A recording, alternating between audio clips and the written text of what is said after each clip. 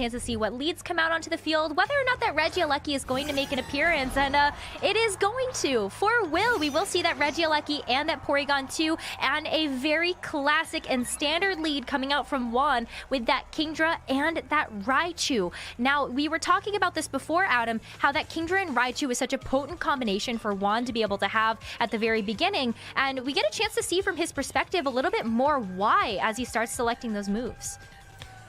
It really puts a tough position down for this Regieleki, and a lot of people have talked about it, that its move pool isn't the widest and most varied. A lot of its moves are just electric type moves, and it has to respect the presence of the Raichu and play around that.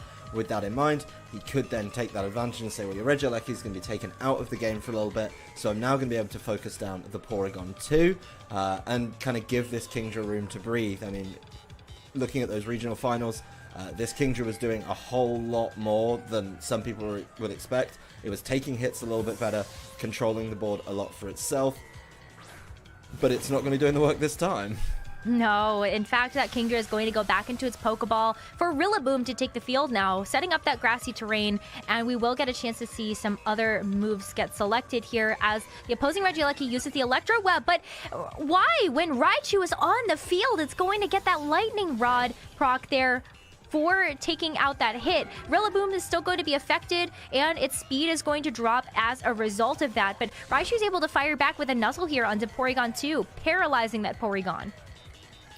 Raichu doing one of its most annoying things in being able to nuzzle and get a nice paralysis down. Interesting to paralyze something when you think it might be Trick Rooming. Obviously that's going to help out, but on the same kind of note, it's curious to see an Electro Web land while you're Trick Rooming as well. I mean, it doesn't really matter. Regieleki is the fastest Pokemon around and is going to be able to capitalize off, you know, putting things a little bit slower. It just kind of messes with the order a little bit in Trick Room. I think Juan's play is very smart here. Take away the electric terrain, reduce the damage of Regieleki. But as you mentioned, he's giving over Lightning Rod boost. Yes, he's being able to hit the partner by using Electro Web, but you're still giving over these Lightning Rod boosts to the Raichu, and that does mean it could become a problem and do a little more damage than it may usually be outputting. Well, you can see one of the reasons now why Will was trying to set up that Trick Room before. The Porygon 2 is going to be paralyzed now, but because that Trick Room already came through, you are getting a chance to see this Torkoal come onto the field and potentially make use of the speed of which the Trick Room has reversed. But Torkoal gets a Nuzzle too and is paralyzed. Oh no, Juan is really kind of taking this game. He's trying to do everything he can to reduce the usefulness of Will's Pokemon, right? I mean, he's taken away the Eviolite with the knockoff from that Rillaboom, so the Porygon 2 is going to be a whole lot easier to manage right now. He's got Nuzzles down, which even though is going to help out, I guess, with the speeds in the Trick Room, it does mean there's a chance that your Pokemon just won't get to move, and that is just as useful as blocking a Trick Room in some turns. A really nice double switch here from Juan. He's seen the weather, has been shown already by Will. Says, you know what, I have my own weather, I'm just going to switch it in here and try and go from there. So a nice play, and this Eruption is going to be an interesting one, to say the least. Yeah, that's not going to be very effective on either the Politoed or the Kingdra upon that switch in. Porygon 2 gets a chance to move, and Kingdra will have to take an Ice Beam on the switch in, but it's not going to be too effective here either. Just kind of doing some chip damage onto this Kingdra, but it's still really healthy, and with the grassy terrain is going to be able to build up even more of that health pool to be able to potentially Dynamax in these future turns. It doesn't look like it's Dynamaxing right away. Probably wants to wait until the Trick Room is over, but if that's the amount of damage that Will can do in these turns, he's going to be fine just sitting there and saying, okay, you can just attack me during your Trick Room turns. I'll try and weave in some attacks here and there. But until your Trick Room ends, I'm fine just taking these hits. You know, the Torkoal's probably forced out of the field now, purely because the rain is up and it just can't hit those powerful eruptions, especially against these two Pokemon. So the Torkoal needs a much safer time to try and play the game and try and set things up for itself. I think Will's going to have to adapt, and the longer he spends adapting to what's on the field in front of him is the less amount of time he's spending using and capitalizing on the Trick Room he set up a little bit earlier. So this switch could be a little bit interesting if it comes through, but it looks like Will's making a commitment and just saying, you know what, no, I'm just going to play the game with the two I've got. Yeah, I think as of right now, especially with the Trick Room active, it's going to be good to be able to just kind of take advantage of that change in speed, and especially because both of Will's Pokemon are paralyzed, they are going to have that speed reduction, so it makes them some of the fastest on the field. Kingdra, though, going for that priority protect just to be able to make sure that it's not going to take too much damage, but a Max player coming out from the Torkoal right into that protected Kingdra will go through the protect, doesn't do very much there, but importantly resets the weather so that any water type attack that comes out from one side of the field is not going to be as effective either. That's a smart play from Will. He's got to do something to try and get the board back in his favor, and even though it doesn't really do damage of note, it does mean that he lands at least something in that slot, and he gets control of the weather most vitally. That's really what he needed to see in that turn, and be able to kind of try and play around the next couple turns and the remaining turns of his Trick Room a little bit safer. So I like that. Obviously changing before the Muddy Water comes out, really, really important, because hey, you're going to be able to reduce the damage from that. And this now does become a very weather-centric matchup, I think. Yeah, it really does. And you could even see that maybe instead of exchanging the Politoed and kind of putting Juan's position into a disadvantageous position by having to switch around and move board position, you could just Dynamax right away and go for a Max Geyser to be able to reset the weather in your favor. So you're absolutely right about this becoming a very weather-heavy battle where it's all about kind of getting up the sun or the rain for your respective side of the field in order to dish out as much damage as possible. Right, and the addition of, obviously, Max moves has made those weathers even more accessible. There are a number of Pokemon with the certain abilities, such as Drizzle or Drought, but now you can start changing things up in the middle of a turn, which is pretty cool, and something that I think a lot of players have adapted to very, very well since the release of Sword and Shield. That said, this Politoed, not the usual candidate, I think, for Dynamax on Juan's team, but seems to be doing a pretty solid job here. Yeah, well, especially because Juan decided to Dynamax that Politoed, it's not going to be taking nearly as much damage coming in from the double up into that slot that we saw from Will. But here comes that Max Geyser, super effective damage, going to bring that Torkoal to about half. And we'll start the rain, but Hydro Pump comes in too, and that's gonna be a 2-hit knockout here with the critical hit on top of that for the Hydro Pump, and that's going to knock out that Dynamax factor from Will's team.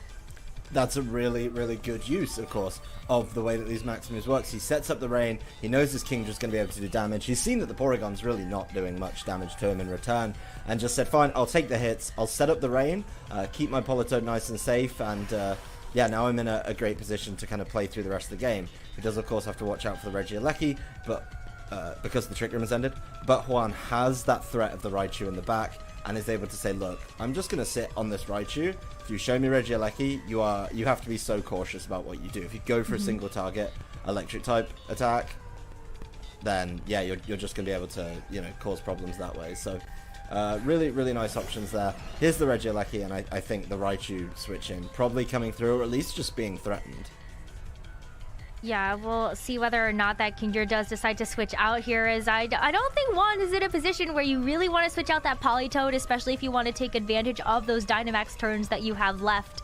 And seeing the Regieleki on the field, I feel like this is a really, really smart decision for Juan to take that Kingdra out, keep it a little bit safer, and bring that Raichu back in just in case we do see a single targeted attack. But this is Electro Web again, so this is going to hit both targets on one side of the field. Will hit that Politoed for super effective damage, but Raichu, importantly, will take the brunt of the attack for Kingdra, and Politoed, because it's in that Dynamax form, is still going to be able to hang on here, and Regieleki is not, shall we put it. Yeah, Regieleki really forced into a corner there. Having to use a spread attack to avoid the threat of Raichu means it can't use one of its bigger attacks, and it does have to use Electro Web, and that means Politoed's still going to be around. In return, Politoed does get to sit there and say, you know what, that's fine. I am just going to launch a huge Max Geyser at you. I've got the rain up still because your Torkoal got knocked out, and that's going to be an easy knockout right there. The Porygon getting paralyzed definitely could be a little bit of a problem, and this Raichu's in a great position now. It can come in, it can fake out. It's done exactly what it needed to do, and just buy some time for itself here. So I think Will is certainly backed into a corner a little bit.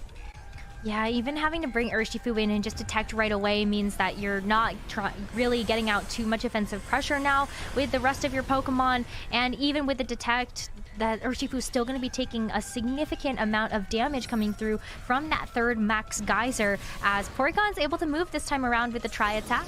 bringing Raichu just a little bit lower in that health. But this is still a position where Juan seems to be in the driver's seat. And for what Will's going to be able to do here, I think it's going to be really challenging in order to come back from this position.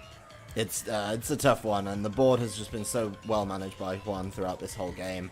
Knowing about the Regieleki, getting the Raichu out and then bringing it back in at the right time has been really, really wise. The Urshifu, though, is going to try and fight back, and there's definitely a way to win games with a late game Urshifu, but it's definitely got a huge task ahead of it here. Yeah, with the rain up and the muddy water. Oh, Urshifu's not going to be hanging on from that one. And now you have a paralyzed Porygon 2 that's going to be trying to fire off as many tri-attacks as possible. But Politoed still hangs on here. And Juan still has the option to bring in Kingdra or Rillaboom in the back to be able to just kind of clean up this game number 1. Yeah, it doesn't really matter what it is at this point. Juan's going to be putting himself in a much better position to close out this game than the paralyzed low health Porygon. Just not going to be able to buy enough time. And this game, not quite as explosive as some kind of rain teams are. There was a little bit more board positioning and playing around that, but it was so well done. I think both players really put their best foot forward in trying to control the game by controlling the weather, by controlling what was on the field and facing down. But Juan made like a definite advantage for himself in the turn where he manages to get the rain set up with this Politoed. Yeah, I think that Juan definitely did a fantastic job of kind of going through the motions of pivoting and making sure that the right Pokemon were on the field at the right time. And for Will, I just kind of felt like he had to play really reactively rather than kind of playing his own end game. It really felt like it was super reactionary to what Juan was bringing out onto the table instead of just kind of driving home his own point. I think one of the big losses here for Will may have not been bringing the Venusaur. I do think the Venusaur could do a lot of work in this matchup, particularly after game 1 when you see the Politoed as a focal point of the team rather than the Kingdra. I think you're probably going to have to look at the Venusaur and say, yeah, it's time to bring that in. The Regieleki was very, very well countered. All we saw out of it was 2 Electro Webs.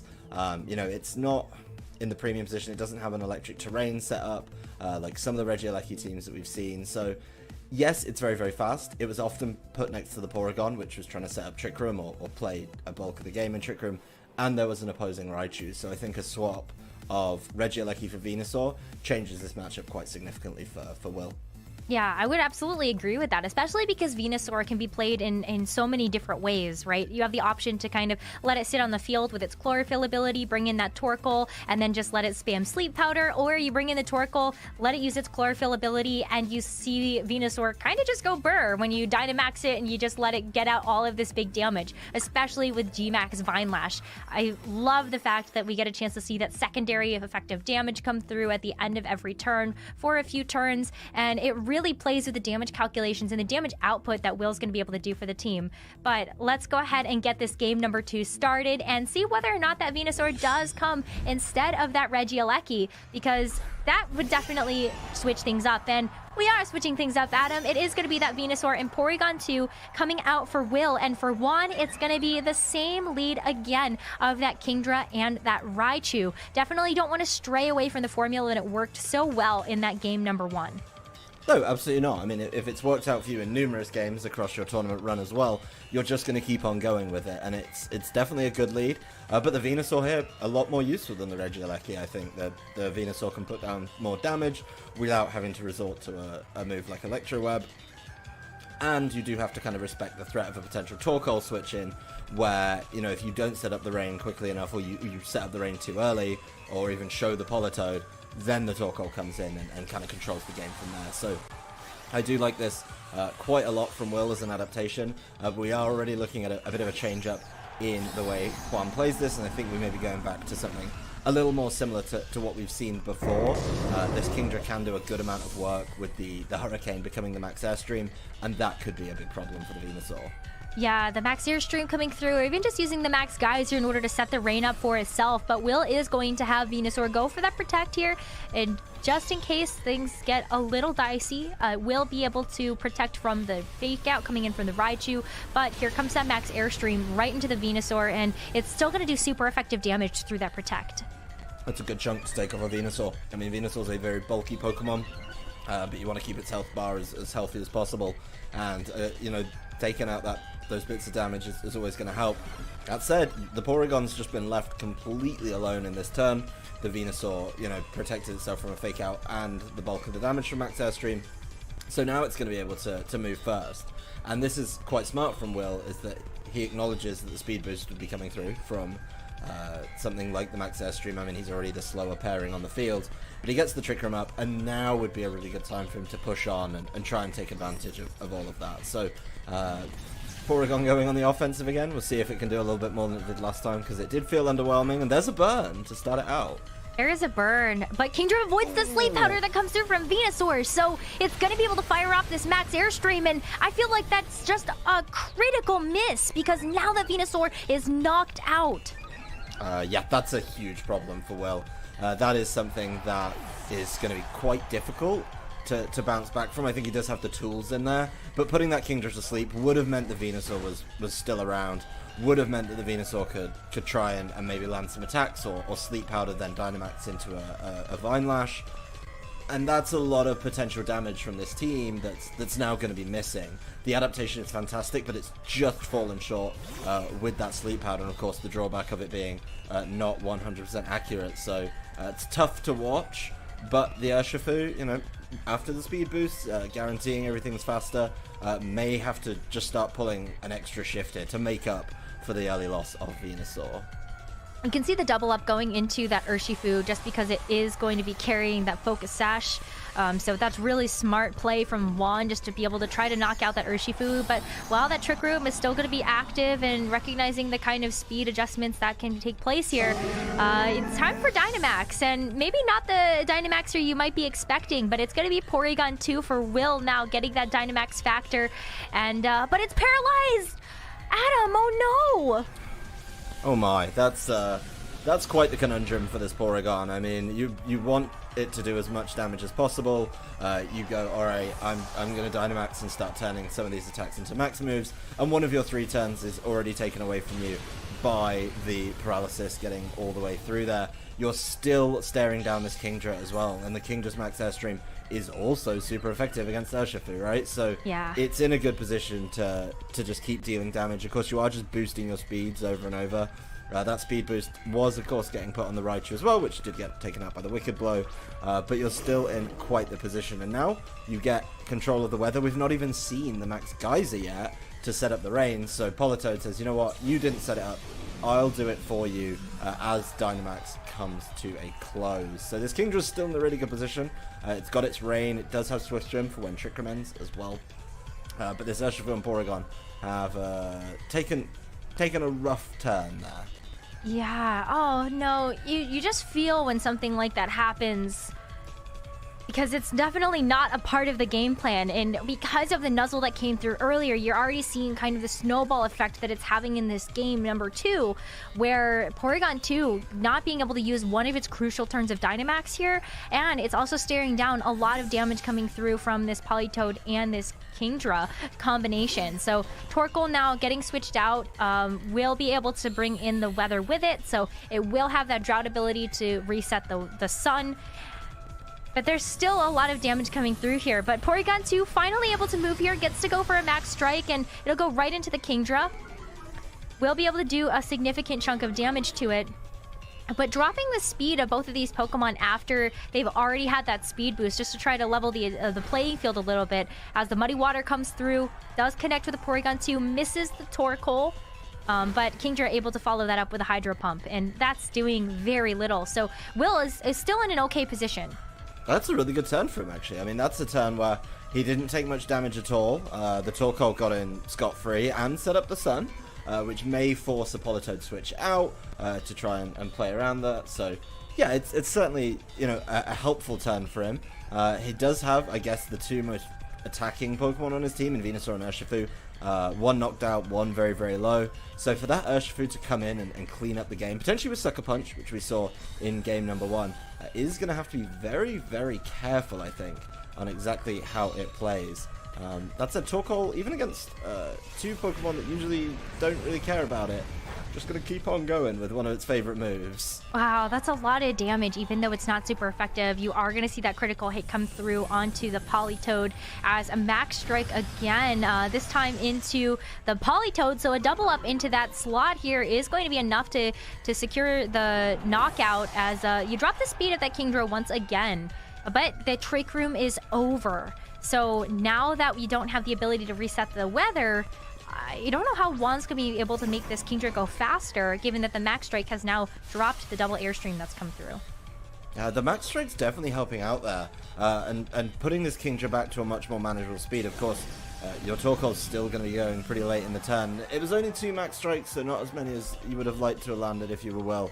But this Porygon has certainly opened things up. I mean, this Torkoal, while the sun's up, and as you mentioned, there's no way to reset that weather, is probably feeling pretty good. May have to lay off the eruptions a little bit and try something else.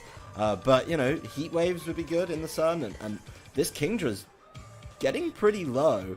That's going to be really the Pokemon pulling its weight in these couple of turns. So, Will, even though he's taken some big hits early on, the Dynamax Porygon has opened up a lot of doors for him, I think. Yeah, Torkoal's going to go for the Protect here. So this was a smart read coming out from Juan to be able to target into the Porygon 2 slot, maybe expecting that there's going to be a Protect and Trick Room coming out here. But here comes a Draco Meteor, and it's not going to do enough to knock out that Porygon 2 just yet. But Kingdra's special attack is going to harshly fall because of the use of the Draco Meteor. Woodhammer, though, to follow up. Is this going to be enough to knock it out before the Trick Room goes off? And yes, it is. Yeah, that's a really big play there.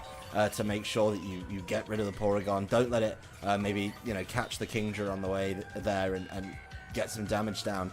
But, you know, the end of Trick Room meant that Porygon was in a tough position, and the Torkoal not attacking there certainly causing a little bit of a problem. That said, we did get to look at just how useful that Urshifu was, and even clinging on with 1 health from the earlier airstream that it took. It does make Juan play the game a certain way. Around Sucker Punches, right? I mean, don't forget, this is also an open team sheet format, and that becomes very relevant here when you're looking at how to play around with Sucker Punch. If you look at that Rillaboom and know that it can't protect and not, you know, attack, you can land Sucker Punches into it, and then you've just got the Torkoal to come in and try and clean up, so... really interesting there. You know, a lot of information going over. And Urshifu just, doesn't even try and Sucker Punch. Just says, you know what, I'm going to just get you before you even get to move. Yeah, the Wicked Blow coming through is going to do about 2/3 damage to that Rillaboom, but Kingdra's able to fire off with that Hydro Pump, and it's not going to be doing nearly as much damage because of that special attack drop that we saw coming through from that Draco Meteor. But Woodhammer now is going to be doing enough to just bonk that last little HP off of that Urshifu and knock it out. But we haven't gotten a chance to see that Torkoal move yet. Torkoal is going to go for the Heat Wave here. It connects onto both Pokemon, and Kingdra hangs on through all of that. Kingdra taking that one like an absolute champ, but I think most importantly, the Rillaboom was taken out, and the Rillaboom's probably the bigger damage threat. I mean, we saw the Hydro Pump there, just not enough on this Torkoal, and now it's really up to Juan, I think, to maybe try and stall out the Sun, if that's an option for him, so at least he can do more damage. But that earlier Draco Meteor, on the same turn that he lost his Politoed, he lost some of the switching ability he may have had. Certainly starting to hurt him a little bit here, and allow us to get into this 1v1 Torkoal versus the Kingdra, which, you know, Torkoal probably feeling pretty good about. There's the end of the Sun, and now, you know, we are going to get that little bit of a grassy terrain recovery between turns. Could just be enough to swing it. It's really going to be a big turn to see if this Hydro Pump's enough. Oh, I'm on the edge of my seat right now because this Hydro Pump is the difference between Juan taking home this second game or us going to a game number 3. And it misses! Torkoal gets the chance to fire back with an Earth Power here. And with that Kingdra sitting at 24 HP, that is going to be enough to knock it out. Will has evened up the series, and we are going to a game number 3. Juan backed into a really nasty corner there. He knew he had to Hydro Pump because he needed to get the maximum damage to try and compensate from the special attack drop after the earlier Draco Meteor, and He went for it, and there it is. There's the drawback of some of these high power moves. They don't always hit. He does still, get to go play in game 3. Does get to advance to that still, but Will's got to be feeling good. I mean, a pretty disastrous early couple turns for him, losing that Venusaur almost free of charge. But he gets right back into it, plays very smartly around some of his end game conditions. Weaving in one Wicked Blow from the Urshifu was enough to help this Torkoal out and put it in a position to win him the game. Yeah, it was so fantastic. Will did such a good job pivoting in that middle of the game and saying, okay, I lost my Venusaur. Urshifu's really low. How am I supposed to come back from this? And I think it had a lot to do with maybe even just sacrificing the Porygon 2, trying to get out as much damage as possible with those max strikes before the Porygon 2 went down, and then just kind of putting themselves in a position where Urshifu could kind of take the trades there, and then that 1v1 situation in the end was just the icing on the cake there for Will to be able to take that game number 2. But Adam, I'm looking forward to this game number 3 because this is going to determine who moves on into the next part of the bracket and who gets dropped into losers. So without further ado, let's go ahead and jump right into the action because I just can't wait to see how everything concludes. Yeah, I imagine some changes maybe coming through from Juan's side. That was not the comfortable game that we're used to seeing from him. And there's one already, the Entei landing on the field to kick things off. A definite response to, hey, I just saw you bring Venusaur, so I'm not going to let you do that again. And I think the Entei provides a very different pressure. The Entei can also capitalize off the fact that Torkoal has been such a key thing for Will here as well. So a nice adaptation there. Definitely trying to play the game a little bit differently.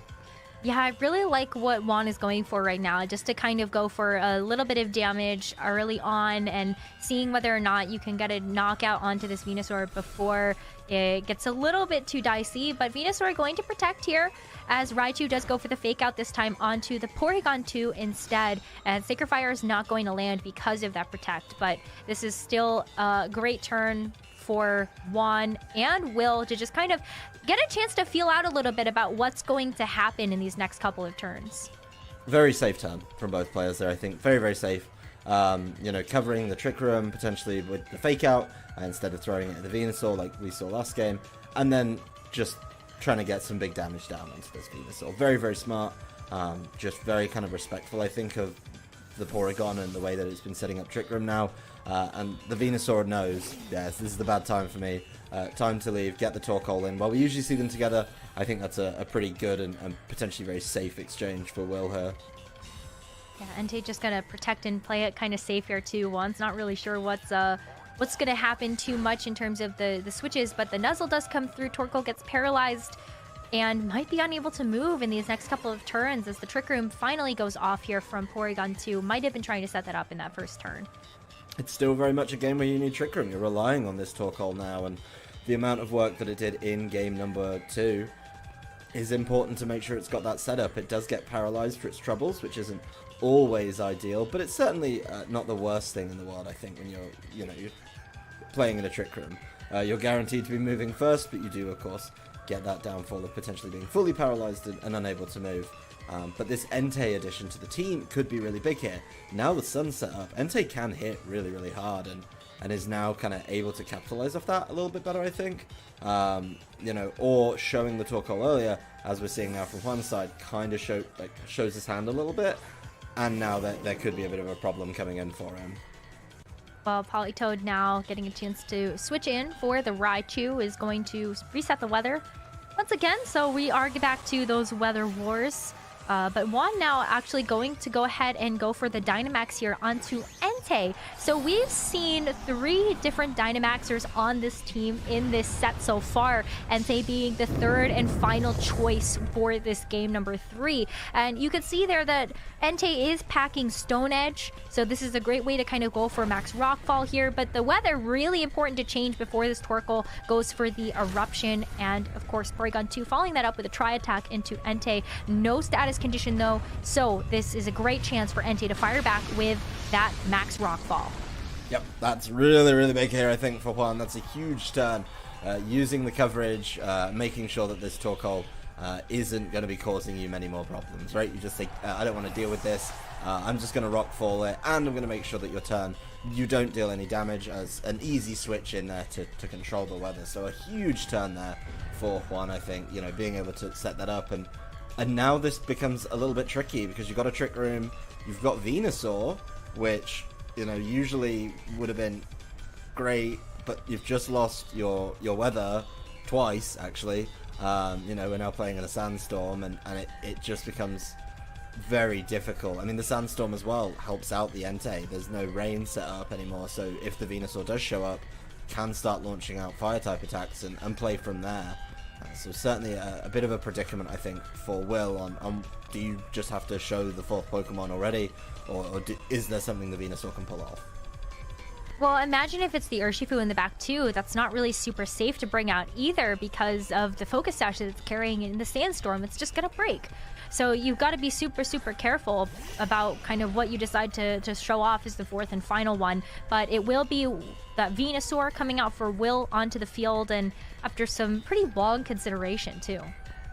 It's a tough decision, and you know, you don't want to mess up game 3 and then get sent down to the losers bracket. So really mulling it over there, and Will thinking, well, if it's Urshifu in the back, which it most likely is based on the way he's been playing the past sets, you want to save that till the end when it can capitalize using its ability to make sure it can get knockouts when people may try and play a little more defensive and hide behind protects and play around that. So definitely a smart way around the game. As Juan says, you know what, I just want the Raichu in again. I can land another fake out at some point and cause problems that way. But Will, using one of these choices as his Dynamaxer in this game, could make for an interesting showdown, as it is again the Porygon 2.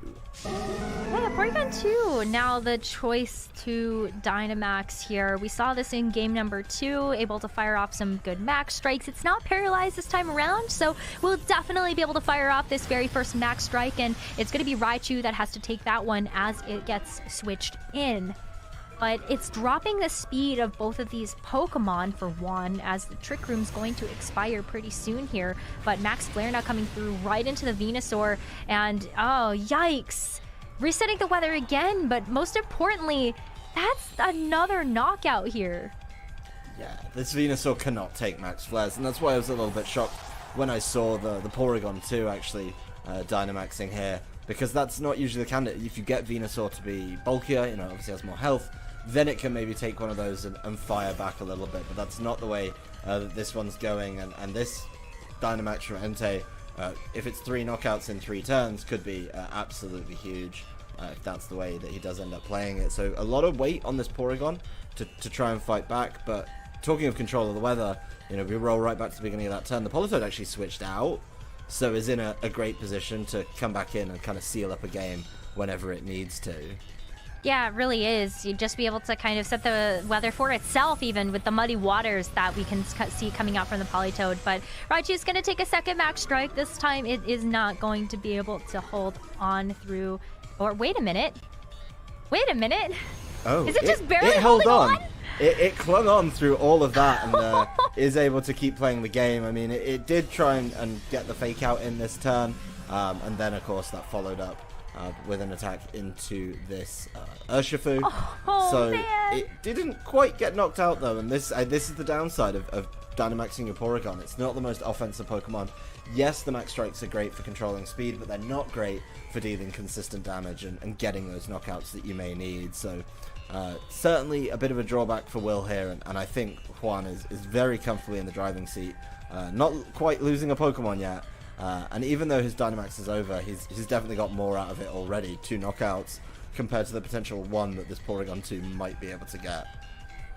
Yeah, you can see the Entei going for extreme speed, just kind of expecting that Urshifu might be able to fire back with something else. But oh, it's a sucker punch to the Raichu, actually, which is going to be enough to actually knock it out on this turn, as Porygon 2 goes for its 3rd and final max strike into the Entei.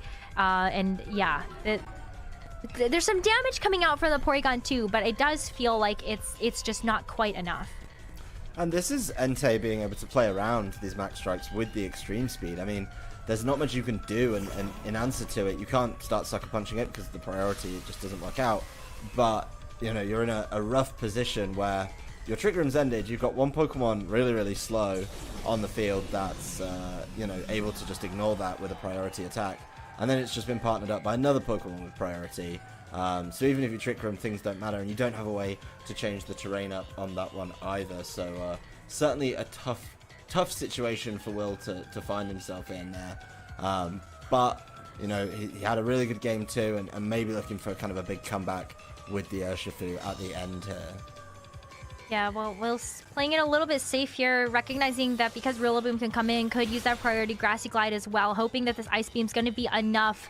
It is super effective, but Sacred Fire able to fire back here into the Porygon 2, and oh, it gets burned. Yeah, I mean, still got a little bit of help from the weather there, and help from the burn as well. It's going to make this end game a little bit trickier. Of course, grassy terrain messing with that for now. But this Urshifu is playing super defensive, and the Urshifu needs to be kind of smart about when it decides to attack. I mean, even Sucker Punch is coming under threat now as an option. So this end game just gets tougher and tougher, and requires absolutely perfect play from Will if he wants to even stand a chance in it. Yeah, but the extreme speeds, again, just one of those ways that the max strikes get completely mitigated because of the increased priority on the move. You're likely going to see Entei moving before any other Pokemon on the field, even with a priority move like the Sucker Punch coming through. So, yeah, I mean, it's just so tough to kind of back your way out of this corner, I think. And Juan, with the ability to switch Pokemon, makes his life even easier. Yeah, the Drizzle now coming back onto the field. So we've seen a multitude of weather changes coming through here. I have no idea where in the stadium we are, but we are going to see the extreme speed come through. But Sucker Punch going to fail now because it was targeting down that Rillaboom slot, and Politoed get the switch in. Double up, though, from the Ice Beam is going to freeze Politoed. We are seeing all the status conditions in this game. I was about to say that Hail hadn't been represented in this match. We haven't seen anyone use Max Hailstorm, but I guess we get close with the freeze, right? It's pretty close. Yeah, that's something. Of course, Politoed has options to deal with that, depending on what's on its moveset, so it could be completely irrelevant. Anyway, there he is, just immediately going down from Muddy Water 1 to Scold and saying, I don't want to deal with this anymore. But yeah, I mean, it's been a really well-controlled game by Juan here. Basically being in charge of the field, I think, at pretty much all times. It's been tough for Will to play the game he wanted to play, and as we saw in game 2, which he won, the Torkoal was really, really important there, and the way that he played that Torkoal, as soon as that gets taken away from him, as it was so early in this game, the game gets very, very difficult, as even those Sucker Punch plays just aren't an option when it's just extreme speeding like that. Well, here comes the Scald now from Politoed after Urshifu gets knocked out, and that is going to be enough to clean up this game. Juan, in a commanding position for this game number 3, will take the game and this series. Yeah, Juan continues his run in the winner's bracket there. 2-1, and I think both trainers responding